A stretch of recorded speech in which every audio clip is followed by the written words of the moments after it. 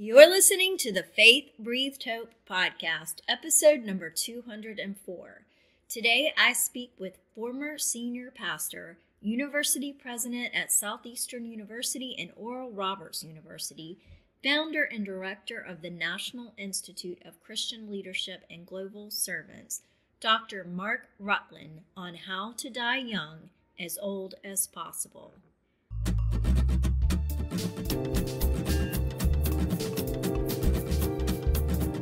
Welcome to the Faith Breathed Hope podcast, where we gain inspiration and motivation from others who share their touching stories of renewing hope and discovering purpose in any circumstance. I'm your host, Christina Reisinger, and today we will be encouraged by another tremendously inspirational topic that will embolden you to release fear, begin taking small steps forward, and move into your God-given purpose to live and serve in this life. Join me for today's story.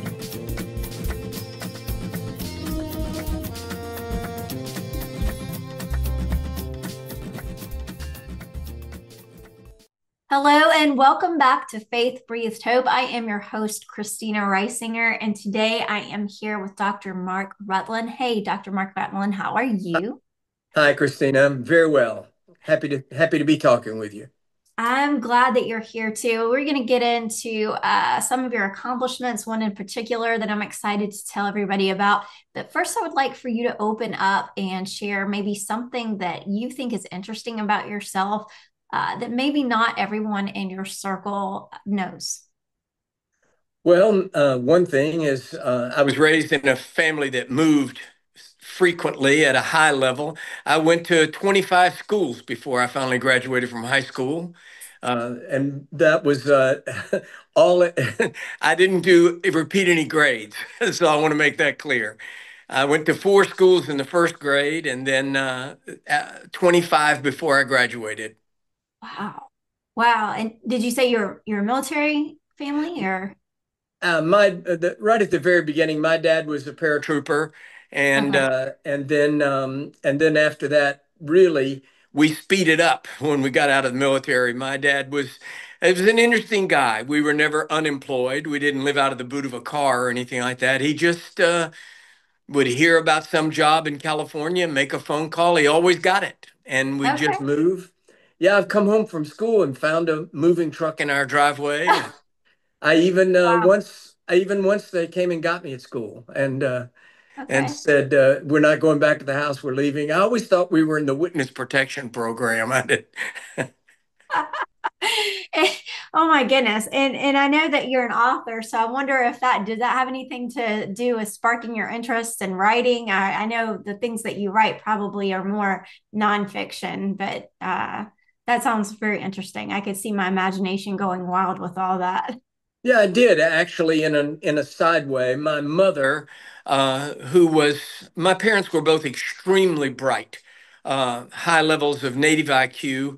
Neither of them were formally educated. My mother was a ninth grade dropout who was extraordinarily well read and had a functional vocabulary that would have made William F. Buckley jealous.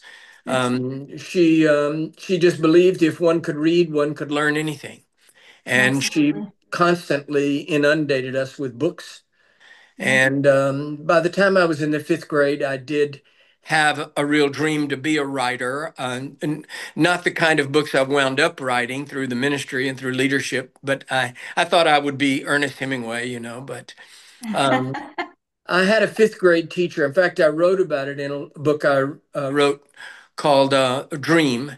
And I had a 5th grade teacher who had an extraordinary gift to encourage children's dreams. And she really anointed my dream to be a writer. And it Oh. laid dormant until I was in the ministry. And now, 20 books later, I give her the credit. That's amazing. That's amazing. My 13-year-old wants to be an author, so he is very much looking forward to doing that as well. So well, it sounds like actually you would have been a good candidate for homeschool. But I actually have one other question before we get into our conversation. As far as the moving around, is that something that you learned to be excited about? Was it something that you dreaded as a kid? I mean, I'm sure that you, like you said, you were able to learn from so many different people. So that's quite an amazing thing. But also know that sometimes people dread that because there's no continuity in that. Yeah, no, it really was exciting for me. I did not dread it. There was an upside. I never wrote a term paper. As soon as the teacher would say this will be due at the end of the semester, I said, I'm out of here. But beyond that, there was my house had a sense of adventure, excitement. It was always another horizon, a different opportunity. My dad was a bit of a dreamer, and my mother made it an adventure. She never complained, and I admired her, admired my dad a great deal. But it was, you talked about homeschooling. I don't think we had it in those days, but in a sense, I was because Mhm. um, you were always moving to a new school. They were on different subjects, different Mhm. places, that kind of thing. And for example, I don't remember learning to read. I could fully read when I started the first grade. I don't think my mother actually taught us to read. She just willed it, you know. And so it was, in a sense, I was homeschooled. I was alternatively schooled, if I could say that. All right. I think that sounds amazing. So I'm a homeschool mom myself. I have three that I homeschool right now. They're hopefully not going to walk in the door, but they could at any time. So I have to disclose that. But no, it's a lot of fun. And I know there's controversy over homeschool versus public school, but in my mind, some of the people that are living the dream, so to speak, are the ones that can travel around the world and teach through the different experiences that they have. So that's really cool. I wish we could do that at some point. Well, I served as the president of two different universities over a space of 16 years. And I will tell you, some of the best students we had were homeschool students. And the rap on them was always that they were not socialized. Right. And we never found that to be true. I mean, there exceptionals, in every student, but we did not find that to be true. We found some of our best and brightest students, and they often lacked some of the character defects that made them bad students. Mhm. Whether their mothers had pounded it out of them at the dining room table or not, I don't know. But we did not.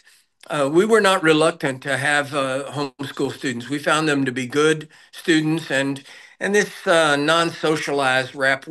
We found that to be kind of urban lore. It wasn't true as far as we could tell. That's amazing. So, listen up, homeschool families out there. I know that we have talked about homeschool several times on the show. And again, I am a homeschool mom of three. So, little encouragement from Dr. Rutland here about your homeschooling adventures. So, thank you so much. Right now we're going to get into a little bit more about you specifically and your journey past going through all the different schools, but becoming an adult and maybe being the president of a couple of different universities, but also in ministry and your journey as an author. So, can you just share a little bit about that experience with the audience, please? Yeah, I finished high school in Maryland, where we had never lived before, but it gave us in-state residency. So I went to the University of Maryland. My parents were of limited means, and so my wife and I worked our way through college. We had met at a school I used to live in. We kept up online, sort of what would be called an online romance now. There was no such thing as online then, but um, right out of high school, I went to the University of Maryland. I just told my paratrooper dad, I said, I want to go to college. And he said, by all means, you should go. And that's the last I heard of it. So I put all my stuff in the back seat of my car and drove down to the University of Maryland and took two or three jobs and worked my way through college. A year later, my wife graduated from high school and we got married. I was 19 and she was 17. And we've been married 57 years now. And Wow. we have 5 degrees between us. I have 3 and she has 2, and we finished all that without a penny of student debt, uh, just working our brains out. And then from the University of Maryland, I did my master's degree at Emory University in Atlanta, and then my PhD at uh, California, and began mission work, ministry, and on every inhabited continent of the globe. And then I became the associate pastor at a mega church in Atlanta. And then from there, I became the lead pastor of a mega church in Orlando that had gone bankrupt. And they wanted somebody to come and try to turn that around. And we did. It was a miraculous turnaround. And then from there to Southeastern University, which was also a turnaround. And then from there to Oral Roberts University, which had been broadsided with scandal and some other things. And so they were looking for a turnaround. Out of those 3 turnarounds was the only New York Times bestseller that I wrote. That was called Relaunch. It was a business and leadership book about how to stage an organizational comeback. And that one exploded for us. But it was not my first book. My first book was autobiographical in nature. It was called Launch Out into the Deep. Jamie Buckingham, the late, great Jamie Buckingham, who was one of the great Christian writers, he and I shared a platform one time, and I told some of my life story, and he said, "You should write that." And so I did, and it did very well. And then I did 18 others, 19 in total. And then this latest book is sort of a book that had to wait until I was old enough to write it. Mm-hmm. And your latest book is called Keep On Keeping On. And I'm going to look at the subtitle is How to Die Young as Old as Possible. And I'm going to tell you guys, you have to look at the cover of this book. It is funny. So it is so cool. But explain, well, actually, what you said you had to wait until you were old enough. So what is so special about this particular book in the time period that you had to write it? Yeah, this book is really a book by a senior for seniors. Somebody asked me, what's the clientele for this book? And I said, well, you don't have to be in your 60s, but if you don't know what a hula hoop is, you're not gonna get this book. It- if you've never seen a slinky, you're not going to understand this book. So that's my test for it. But I'm 77 now. I feel great. I'm healthy. I'm not on any medicine. I've never spent a night in a hospital. But I'm 77, and I wanted to write a book about aging gracefully, joyfully. I just didn't want to be that old guy that spends my senior years chasing kids out of my yard. You know, get away from my apple trees. And then it dawned on me, I want to help other people not be that person. I don't want I don't want people to be old and curmudgeonly and angry and fearful. There's got to Mhm. be a way. I said to myself, there has to be a way to do this. We're all going to do it unless we die or Jesus comes back. We're all going to get older. How Mhm. can you do it with joy unspeakable and full of glory? And that's what I wanted to write about. And so it's a funny book. It's filled with humor. I just have one guarantee, Christina. If you read this book and you don't even laugh once, you get your money back. All right. So I'm going to tell you, you're going to laugh just by looking at the cover. Like I said, it's great. So um, the question that I have, so you're talking about aging gracefully, and I have heard this as a term that a lot of women talk about, and probably more so in the area of appearance. You know, women, we don't like to look old. And but however, I will say that my own parents have had a tremendous journey of health issues and pain, especially recently. And one of the things that my mom said to me uh, several times over was, she said, you just don't understand. She's like, when you get old, things are different. Basically, the pain is different. The way that you move is different. And so, and for me, in my perspective, I say, hey, you know what? It's in your mind. Like, not all of it, obviously. A lot of it is in her body and in my dad's body and that kind of thing. The pain that they experience is real. However, I understand how powerful the mind is. Can you speak to that? Yeah, it is. I mean, the facts of aging are not in your mind. That's what I always say. And everything that didn't used to hurt now does, and everything that used to work now doesn't. And that's part of the process. The issue where you are correct is not that those things aren't real. They're real, is how you deal with it. How do you face it? What's your life view of those things? And that's why I wrote the book. The book can't heal arthritis. Right, Uh, you know, your back hurts. This book doesn't make your back not hurt. It just right, makes you able to face it and deal with it and learn. My conviction is that laughing in the face of the ravages of age is a kind of rebellion. It says, "You cannot make me angry. You do not have the power to make me angry. I will." The Bible's clear on this. A merry heart doeth good like medicine. So what I'm telling seniors is, take your medicine like a big boy, and let's face this thing with joy and laughter. There's some stuff that's funny. You're not old enough to remember, but Tim Conway used to have a routine on TV where he played this old guy that shuffled around, and he was funny. It was just funny. We all laughed at it. And what I tell seniors now is, it's still funny. It's just us. And yeah. Go ahead. I'm sorry. well, a sense of humor is not knowing what's funny. Any idiot knows what's funny. A sense of humor is knowing what's funny about you. Right.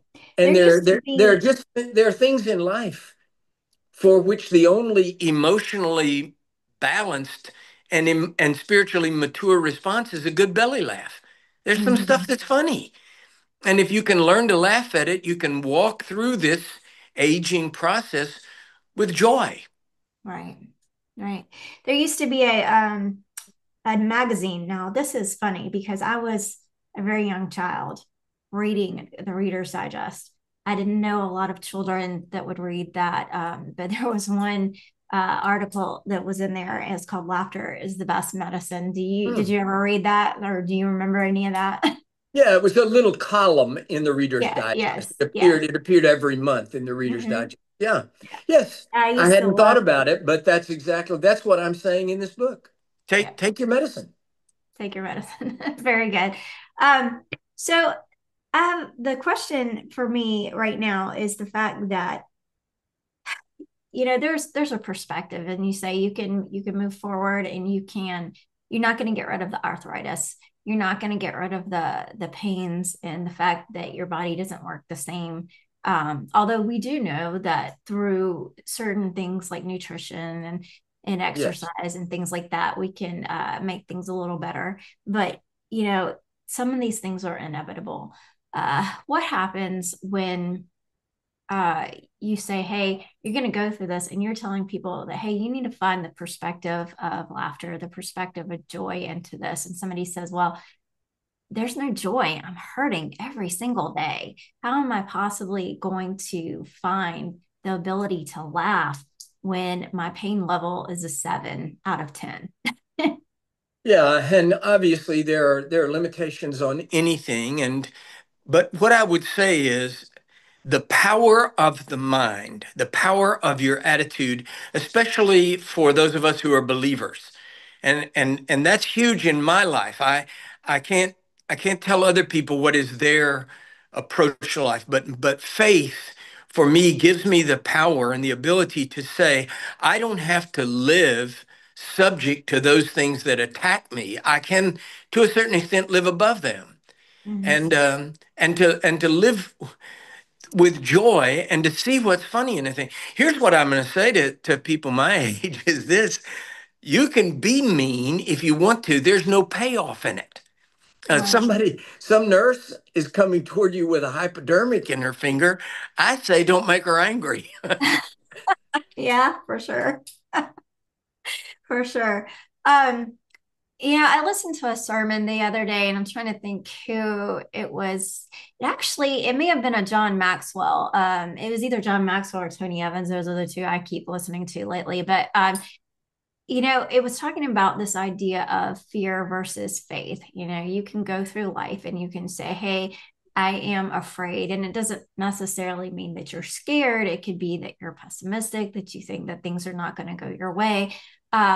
And then you can say, hey, God has got this. And one of the things that I talked to with my parents is that we prayed about this. We pray about, their situation and the fact that we have to believe that the Lord is capable. Excuse me, He is the creator of every single thing. He is a creator that breathed existence, into breathed creation into existence, rather.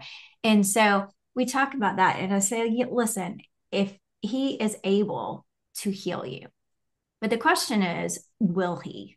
And the reason that I say this is something that I've struggled with for many years. I lost my daughter in 2016 Mm, and knew 100% that God had the capability to heal. Knew that He could not only keep her here on this earth, but she was sick. He could heal her so that she could enjoy her life here. But He did not choose to do that. He chose to bring her home to Him. And so I know that there are people out there that struggle with this. Hey, God is real. God is all powerful. He is able to do everything. So why doesn't He? So how can we wrap our minds around this fact that God is so good? We have this faith in this good God that's capable of flipping everything, within a split second and saying, okay, His choice was to leave it the way it was, but I can still find joy in that. Yeah, of course, you're now into some pretty profound theological territory, but here's what I would say in brief. On the one hand, we have the offer of God, come before Him and make our petitions known boldly, and that we do so with faith, believing. We have not only His permission, but His invitation to come to Him and pray and believe Him for things. On the other hand, we have the issue of the sovereignty of God. So on one extreme is faith believing, on the other extreme is the sovereignty of God. But between those two, there's a huge latitude for operating in faith and believing God and keep on praying. I say keep on praying, pray right to the end. But here's something very important, and it's this: heaven is not the worst thing that can happen to a believer. Right. So somebody says, I don't understand. My grandfather was a wonderful, wonderful man, and we prayed for him to be healed of cancer, and he died, and I'm angry at God. And I say, well, I can see why you'd be angry. He's in his glorified body, walking on streets of gold, living in sublime pleasure, looking at the face of Jesus. No wonder you're angry. I mean, yes, we grieve, we miss people. But Mhm. there is not one single person who's in heaven today who would come back to earth if they were offered the choice. Not one. Right. And so it's between those extremes that we live and operate in faith Mhm. believing. Yes, God is a good and loving God, and He has the power to heal.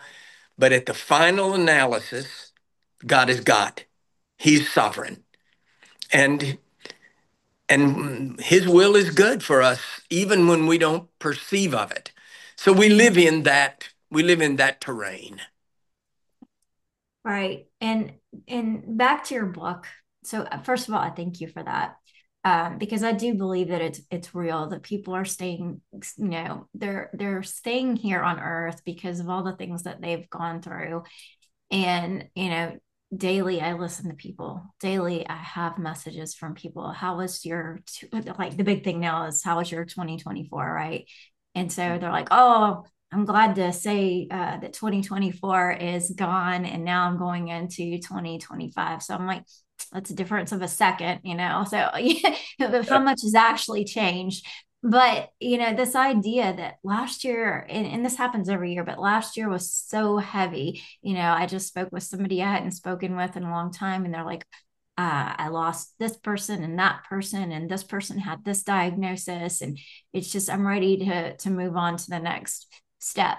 So in your book, you're teaching, or you're expressing, I guess, in a way, how to have people move forward while they're still on earth, gracefully or peacefully, joyfully, any of those ly adverbs that we want to talk about. So what is the biggest piece of encouragement? I know we've mentioned laughter, but what is the biggest piece of encouragement that you can give people, uh, maybe to be able to turn their fear or their being disgruntled, any of those things, around to saying, hey, I'm going to receive the laughter. I'm going to allow it to bring that joy out of me. Yeah, and the laughter issue, I don't want to overstate that. That is an aspect of joy is laughter, and there are things that are funny, and I urge people to embrace that. But there are other attitudinal issues that can really help. For example, as people age, they tend to give up things that they have enjoyed as attitudes earlier in life. For example, um, they replace faith with fear. If you can go on with giving, being generous, go on with believing, go on with forgiving, we tend to get more brittle emotionally as well as brittle physically. And um, you go to the grocery store and everything looks different. It doesn't look the same. You stand in the checkout line and all the People magazine, all the magazines that are on the rack are telling you all these people on the cover are famous. And you don't recognize any of them. You don't know why they're famous, and you don't know what they did, and you don't know why you should care. It Mhm. makes you feel like you're in another country, that you're not in the country you grew up with. Well, what I say is l- release, let go, and enjoy the novelty of it. Keep learning some things. I started a podcast in my 70s. Um, keep Awesome. giving, keep forgiving, keep releasing, learning how to do new things, keep on being grateful, to be grateful for things. I see old people that are just they're so self-absorbed and ungrateful. Somebody holds the door for them. Be grateful. Thank you. I appreciate that. Somebody helps you get out of your car. Be grateful. And Mm-hmm. instead, I think old people tend to have the feeling, look, I've worked all these years, I've got it coming. And Mm-hmm. and I think gratitude, sweetness of spirit, just to pray, God, make me sweeter with people. Those are all attitude things that we really can hold on to, even in the face of the hardships of hardening of the arteries. Mm-hmm. Yeah. Um, Let me ask you, what portion of that has to do with pride?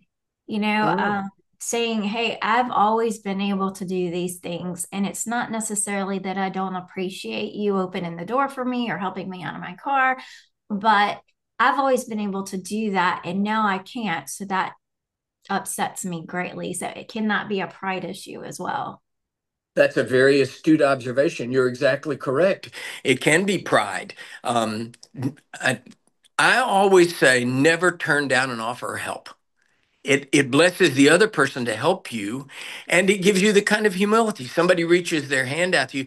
I remember the precise moment, Christina, when it dawned on me of how old I looked to somebody else.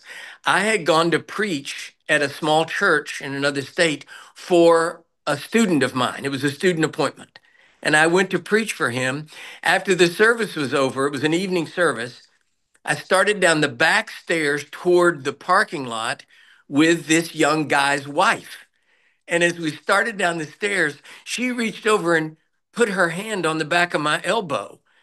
And I realized it was to keep me from falling down the stairs. I remember the exact moment when I said, OMG, she's keeping the old guy from falling. Well, I could have been mad, jerk my elbow away, I don't need your help. Instead, I said, great. This is somebody that's trying to help me. And I laughed at myself. I said, I'm the old guy. People keep from falling down the stairs. And and that's how you live with resiliency and joy in the face of those things. Yeah, I absolutely love that. Being able to see it twofold as a place for humility, but also a place of blessing. That's amazing. So, um, you mentioned that you started a podcast at 70. Can you tell the audience what the name of your podcast is? Yes, it's called the Leader's Notebook. You can go to any place where you get your podcast, any platform, and you can put in Dr. Mark Rutland or the Leader's Notebook. Okay. You can also go to my website, drmarkrutland.com. All my material is there, and I have an app.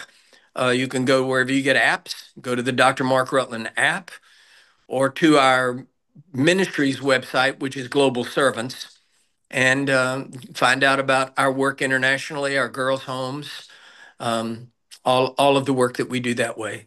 I, Right. I'm I'm splattered all over social media. You're all over everywhere, huh? So we do have ways to find you. That's amazing. And I'm sure that your books are they on Amazon and bookstores? Yes, there. If you can find a bookstore, you're doing better than most people. But Amazon, and you can also go to, like I say, to my website, Dr. Mark Rutland, or to Global Servants. Okay. They're all there. I, Christina, this is between you and me, but I hope you'll get a little book I wrote some years ago for your 13-year-old. It's called Dream. I wrote it years ago, but Okay. I'd like for that burgeoning writer to read that story. And then the new book, of course, for your listeners, I hope they'll get this book, Keep On Keeping On: How to Die Young as Old as Possible. That really is a true thing. I don't want to be that mean old guy. I want people to say, wow, he seemed so young when he died at 140. Yes, yes. There are a lot of people that are way older than their age, even starting in their 20s and Yes. they're just old souls, but also maybe not even like one of the things that my mother and I always talked about. And I said, well, you're pessimistic about this. Now, I love my mother. Please don't ever think that I'm trying to disparage her or anything. She and I are super close. But I do, every once in a while, I'm like, please don't be pessimistic. And she's like, I'm not pessimistic, I'm realistic. And so maybe that is something that comes from being an old soul. My husband is very similar in that, and kind of joke that he's more like her kid than I am. But you know, being able to be in a place where you have that maturity to see the world for what it is, but then having to fight against that mind set where you don't see the joy, you don't see the Yep. provision and the blessing and the little things. That can be a difficult space, I believe. So, Yeah, um, I can't wait to hear what your mother says about this book and your husband. It sounds to me like he needs to read it. yeah, for sure, for sure. So, The strangeness of the world uh-huh, is, I talk in the book about a waitress coming to your table that's got a stud in her tongue. You know, uh-huh, that's that's very disconcerting. She asked me what I want. I can't think of anything. I can't even look at anything except that stud in her tongue.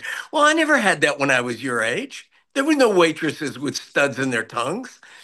And it's like living in a strange new world. right. Well, you can respond to it with anger and suspicion. You can be angry at that girl. She hadn't done anything to me. Mm-hmm. That's what she's done. I don't have one idea why, but that's what she's done. She's the one that's put a stud through her tongue. Okay, fine. Then I can see that's funny and laugh about it and love her and love the life I live in and not freak out over stuff like that. Mm-hmm. Yeah. Yeah, and I do believe that the life is all about perspective. We look at the world differently. God has made each one of us individuals, but we can still love each other through it all. So thank you, Dr. Rutland. We have your information where to find your books and where to find you. But do you have any other encouragement, any special verses that you wanted to share with your audience, with my audience, before we go? Yes, I mean, here's a passage of scripture everybody tosses off. We say it all the time. The problem is, I just don't think we really take it seriously. The joy of the Lord is my strength. I mean, if the joy of the Lord is my strength, then anything that takes joy, that drains joy out of my life, is my enemy. It's the enemy. It's the enemy of the health of my bones. It's the enemy of my life and my vitality. And the joy of the Lord is my strength is not just an idea. It's a true thing. The joy of the Lord is my strength, and I find strength in the joy of God. Amen. Amen. I often go to David in scripture and how he constantly seeks God, and he says that he has all these awful things going on, these enemies chasing him, evil all over the place. But he says, Lord, you're my rock.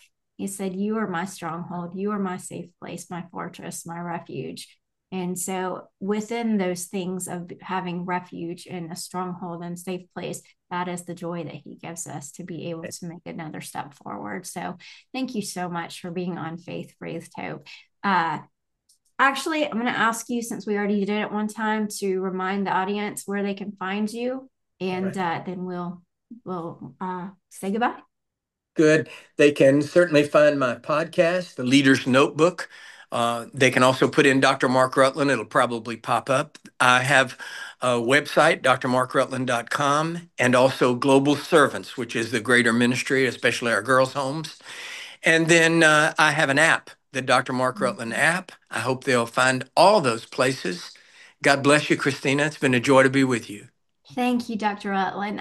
Actually, before we go, I think this is worthy of being noted. You mentioned in a conversation that we had prior to getting on that your the funds for your books go to your ministry. Can you tell us about that very quickly? Yes, we've sold hundreds of thousands of copies of 20 books worldwide. I've never taken one dime, and there's no smoke and mirrors. I've never taken one dime. It all goes to our girls' homes in Southeast Asia and West Africa.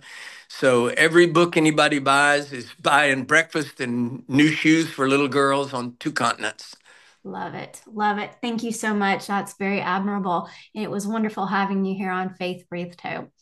And for the rest of you out there, continue to be blessed and bless others. And I'll see you next time. Thank you for joining us on Faith Breathed Hope, where you can gain inspiration and motivation to renew hope and discover purpose in any circumstance. Please like, subscribe, and share this podcast, and give us a review on iTunes. Be blessed.